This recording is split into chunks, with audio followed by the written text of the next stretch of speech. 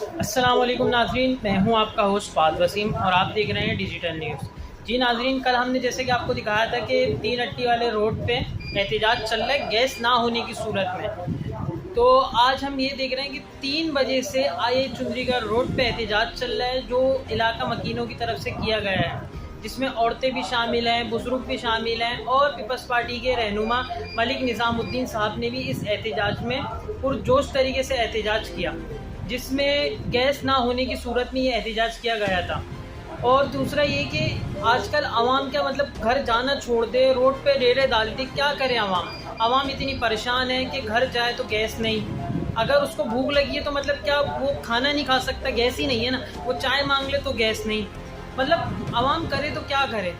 خدارا آپ سب سے گزارش ہے کہ آپ پلیز اس پہ نظر ثانی کر لیں کہ عوام کو گیس کا